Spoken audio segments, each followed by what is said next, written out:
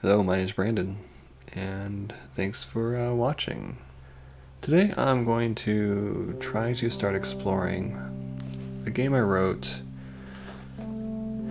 about a year ago, and it's been kind of in revisions and editing since then. And I'm hoping to get it launched sometime in the next few months, at least a PDF back out on drive-through, and then maybe right after that some print versions. Now there is a PDF available on drive-through right now, but it is like the first version that was like released in March or April of 2020. It's a game called Iron in the Blood, and it is a vampire role-playing game based on and heavily embedded in Ironsworn, which was written by Sean Tompkin. It is not endorsed by Sean Tompkin. It is not an actual official Ironsworn thing. The first version I called a hack because it was just the rules you needed to play. The new version is going to be a full book. I think the PDF right now is 184 pages. And yeah, so right now the book is going to be in layout and editing. Well, it's done being, the text is done being edited.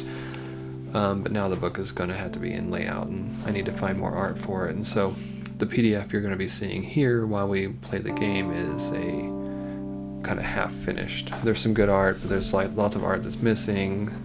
Some of the layout needs to be changed. But it's getting there. It's getting close to what it needs to be before I feel confident releasing it. I just need to revisit it. And that's what this is really about, is me revisiting Iron in the Blood, so that I can feel more in tune with it as I continue the last bit of the journey to get it published. Well, self-published, I should say. So again, we're in Foundry Virtual Tabletop. This is just like a generic Foundry setup. I did load the Ironsworn stuff in it that somebody has made, but I can't get it to work, so we're not going to use that. Maybe in the future I will figure out how to make it work with my books and stuff. I also don't have a form fillable character sheet at the moment. I'm working on that. It should be up soon, but for the sake of character creation, I don't think we really need a form fillable character sheet, because I'm just going to mostly take notes. Like here, I started this notebook here, so I'm mostly just going to do the character creation in note format and then deal with that later. So I'm just gonna, let's put a heading up here, and then we'll go to paragraph. So yeah, so let's just walk through the game real quick. The first thing I want to mention is that this is a vampire game, and so if you're listening to this, you may want to decide not to. It's not a Saturday night or Saturday morning cartoon vampire game. They don't even have those anymore, but it's not a kid's vampire game. It is an adult vampire game. And when I run them for myself, I don't typically pull any punches from the monstrosity of it. There are some things that I like to skip over instead of fully play out. But don't listen if you're offended by the nature of what a vampire is. Vampires are I don't know. I like to call them, the vampire genre is kind of a combination of weird violation fantasy and romance. Which is interesting, because the nature of the vampire is one of this horrible, abusive, violent creature, but yet we romanticize it. And so when you play a vampire game, you're kind of buying into that. You're buying into the horror of being somebody that has been turned into this monster that needs to hurt other people to live. But yet there's a romance to it, and there's this like paradox that draws the attention in, and you feel kind of gross, but you kind of thrilled, and I think that tension needs to be there to tell a vampire story, that exploration, that personal exploration. So there will be blood, there will be violence, there'll be sex, probably. Well, probably not, because I think vampires are mostly asexual, but don't listen if you're going to be offended by that stuff. Iron in the Blood is not Vampire the Masquerade. Just get that out the window. It is not, well, but it can be, if you want it to be. It is not The Strain, but it can be, if you want it to be. It is not Interview with the Vampire, but it can be, if you want it to be. It's really a toolkit to play the vampire story you want to play. However, there are some assumptions that it has, and so I'm going to go over that real quick. It assumes that vampires will have to consume blood, and that the act of consuming blood is potentially lethal. There are exceptions to that. There are a couple rules where you can play sex vampires or whatnot, but for the most part, all of it will assume that, even in the rules.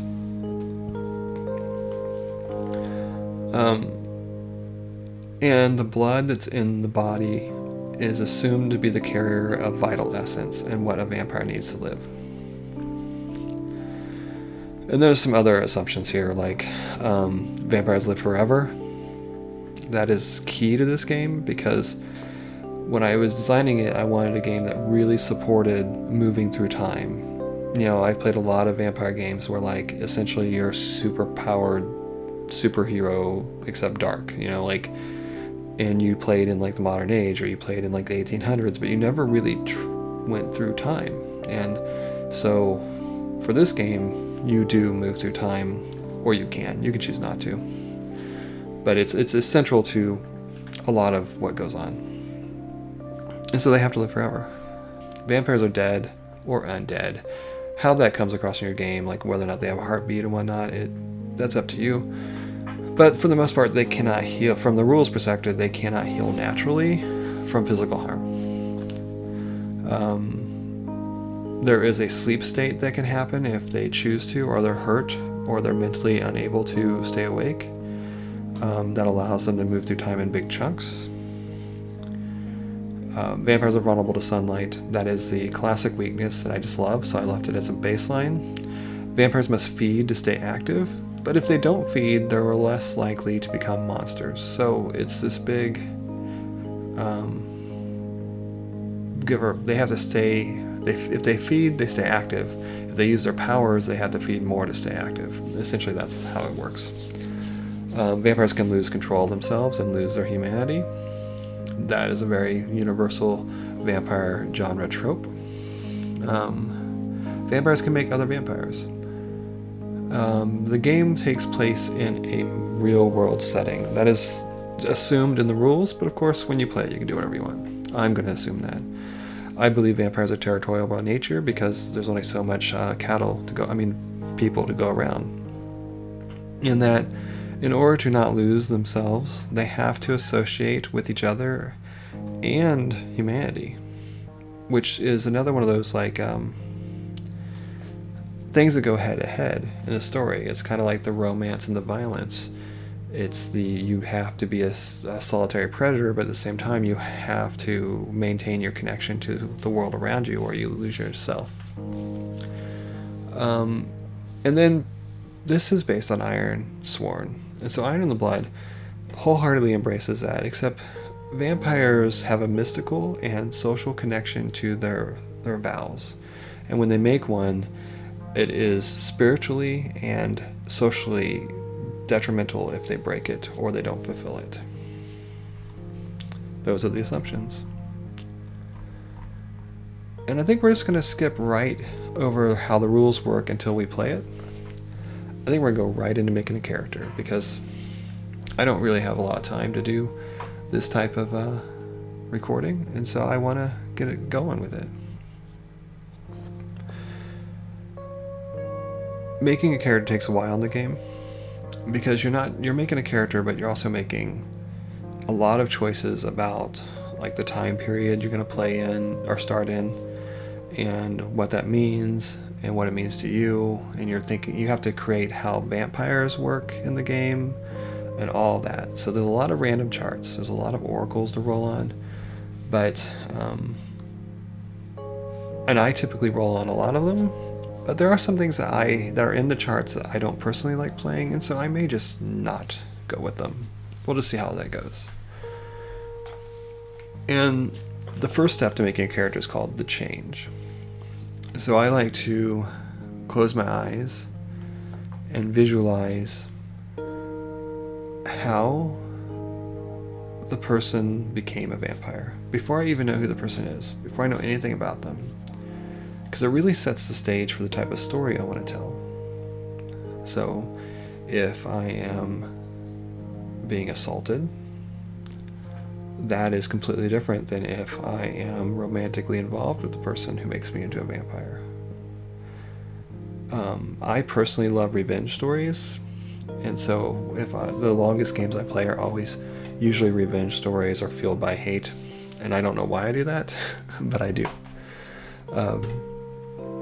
But one of the ways you can help yourself come up with that is by rolling on the How the Vampires Are Made chart. And we might just do that real quick here. 26. Drinking vampire blood by accident or intent. That's interesting.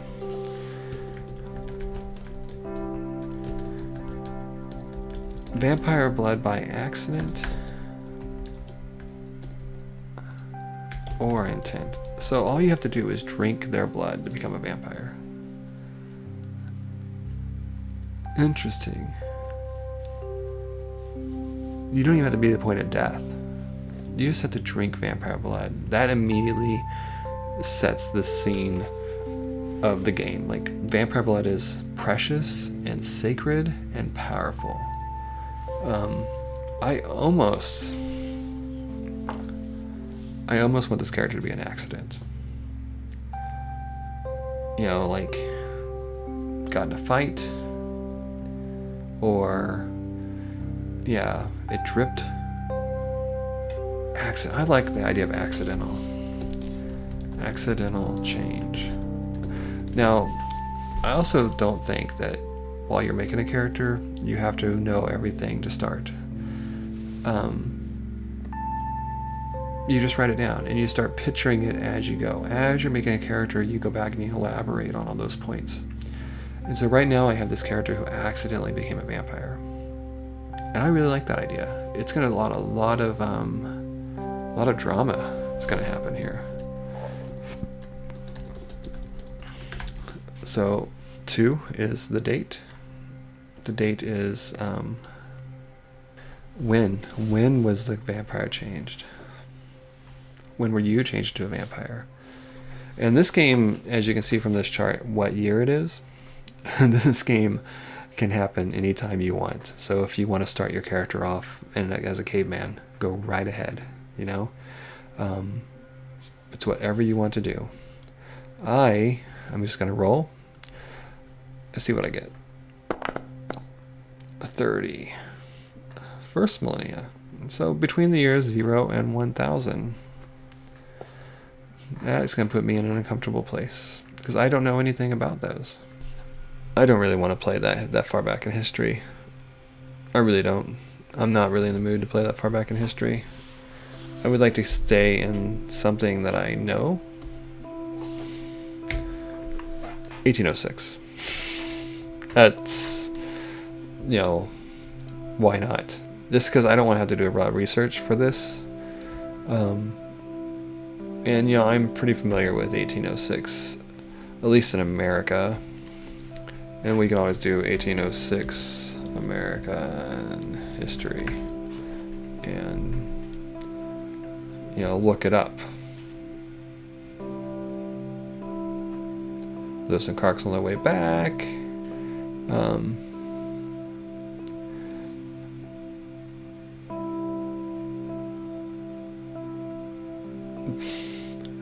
Andrew Jackson kills somebody. Let's see. That type of thing. Thomas Jefferson's president. What could go wrong, right? So let's just go ahead and let's do that. American. America is too big of a word. It means so much more than just United States of America, you know. So I'm gonna go ahead and just put that down. I don't know where yet. We'll make it happen. The roles. The roles we played. So the roles is another thing that we have to decide, and it's really off the top of our head, because it would have been hard for me to make a list of like job types or skills for something that could span from like the beginning of recorded history all the way till now. So roles are this not set list of things that you have to give your character, and like everything that happens in the game, you come back and change it later as you think of them, and they can be really simple, you know, like say you want to know that you want a sword fight, then sword fighter, that's a role, that's cool. If you want to get more specific, if you knew, like in American history, was there a dueling club, a famous dueling club in 1806? What if I play a... Now granted, she'll change. She's accidentally changed. Like a victim of a home invasion. We'll just start like really violent with her. Eldest daughter, maybe? Or is that too typical? Parent, mother? Do I want to get really sad? Or maybe I do play the guy. Maybe I play the father. Maybe I play the old father who gets his family killed. You know, that'd be less heroic. That'd be more sad, kind of mean kind of game. Just a watchman. Watchman. Father. And I need one more thing.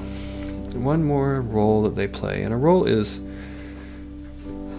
something they're passionate about, or they're professional about, or their place in society. Something that defines them. Something that you think of when you think of them. So father. He defines himself as a father. He defines himself as a watchman.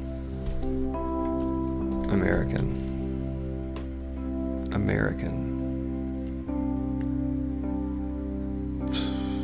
Maybe. I see, I'm fighting myself here. I want to play not like your typical guy, right? This is your typical guy. He's like a watchman, so he's gonna be able to like shoot people. I don't want to play that.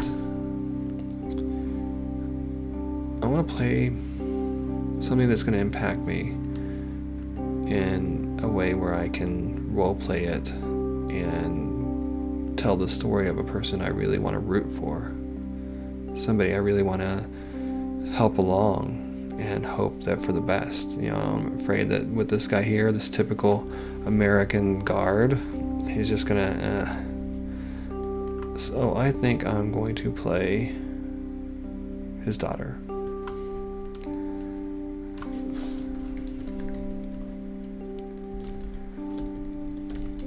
Child. Should be lost. Daughter, child, lost. So, roles change. You can change roles as you play. And I think the story between this girl is that her dad was a watchman and known for being a good citizen, but they always were poor. She had a very large family. I pictured her as being 15, maybe, like about to be declared a woman and come out in society if she was rich, but I don't picture them being rich, so no. When the vampires came, she instinctively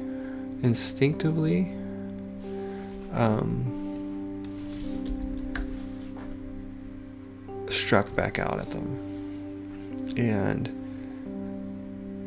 cut one of them. And somehow she lived through their attack, and it's that cut that gave her the blood. I think that's what happened. And she's angry. And she's a child. And she's lost. I think that works. I think I like that better than the typical male role where I'm going to have a gun and stuff. I think she is just angry. I could put daughter back in there, but I think child fits that, and then lost. And then I need to make one of them my expert role. One that I'm really good at being. Is she good at being angry? Is she good at being lost? Or is she good at being a child? It really depends on what I want to use it for, right? If I want to use it for her pretty much everything, as long as she's angry, I can put it in here. She's expert at being angry. And then you describe her as like she grew up angry her whole life. She is an angry child. Always fighting with people. Yeah, that sounds fun actually. And then these other ones are, I don't put a +2, I put expert. She's expert at that. And then she's novice at being everything else. I don't know, I might make her 16 or 17. Just put that young for now. Young. Cool. For the bonds. So we have the roles that she'll play. We have the date. We have how vampires came. And I have this kind of idea of how she became a vampire already in my head.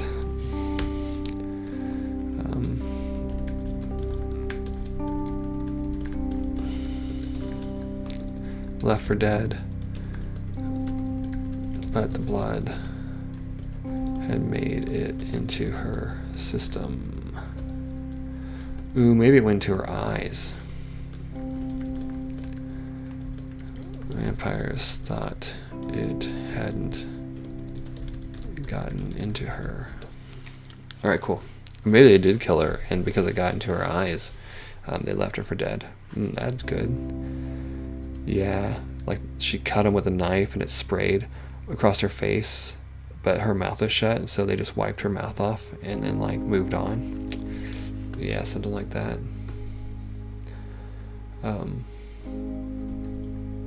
So bonds work by attaching you to the world around you and the people around you, and they're very important for vampires. Bonds will help your vampire control themselves when they're hungry. Bonds will allow your vampire to rest and heal and relax. And bonds will over time allow your vampire to wake up after a long sleep without becoming insane. So the more bond you have, the better. Now, most bonds are only worth 1 tick. Some bonds are worth 2. Bonds with living people, not vampires, and not places, are worth 2. Some extra special bonds can be worth 3 ticks. Beginning characters, as you're going through this part of the character creation, we're talking about the bonds that your character has in the actual world. So, this character, for instance, might have her family. Now they're dead, so it's a 1. It's not a 2.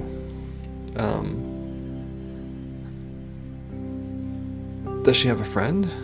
A boyfriend? A best friend? A friend. A living friend, which is a 2. We'll do 2 there. Oops. Which is a 2. I know another name yet. I'll make up their names when I fill out the character sheet. And then her uncle. That's a 2 also. Okay. I know, I have this idea of like her uncle being like the crazy old person who believes her and her friend not knowing what's going on with her. But we'll see how this works. Once we develop how vampires work in the game, we can figure that out. And then I'll come back again and do it. 5 stats. Okay, so these are your typical for Ironsworn.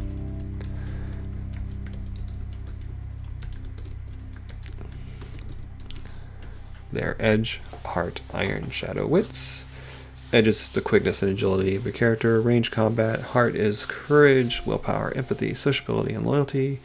Iron is physical strength, endurance, aggressiveness. Shadow is sneakiness and deception. And wits is expertise, knowledge, and observation. That may have been lifted directly out of the Ironsworn SRD. I don't remember. It's been so long since I have done them. And to make characters, you just put 3 in one, 2 in 2 of them, and 1 in the other 2. That is it.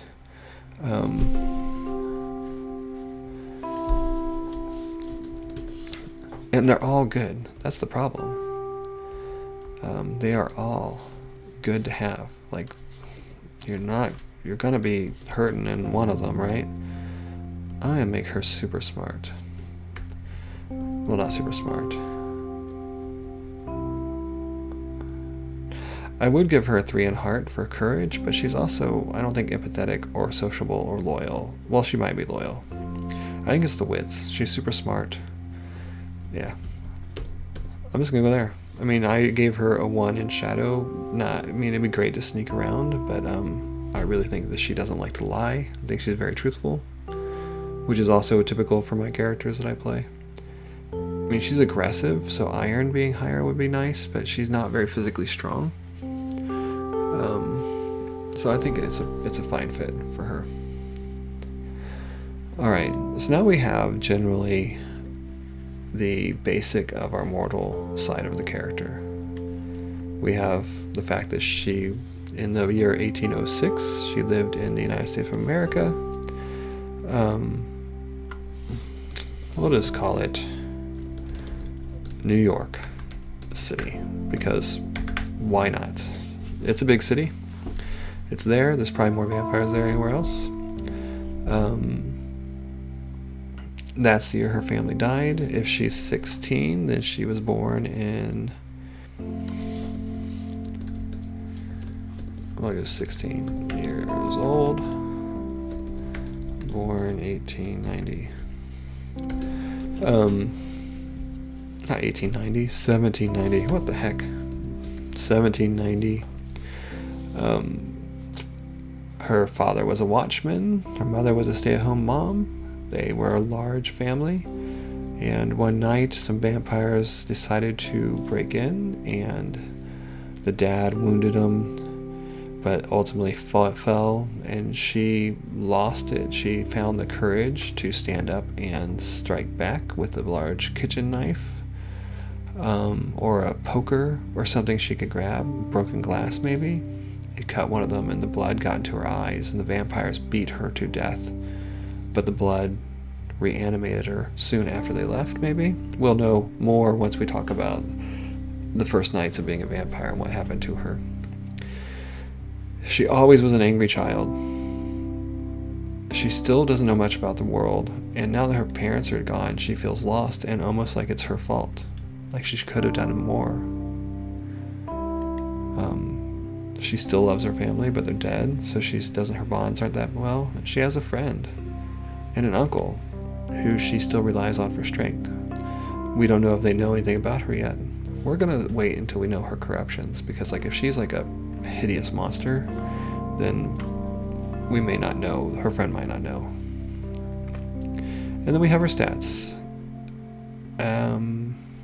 22113, and that sums up her as a mortal before she gets changed to a vampire. We're going to stop there for tonight, and we'll continue next time by defining what it means to be a vampire, what her powers are, what her weaknesses are, what the vampire society is like. Alright, thanks for watching.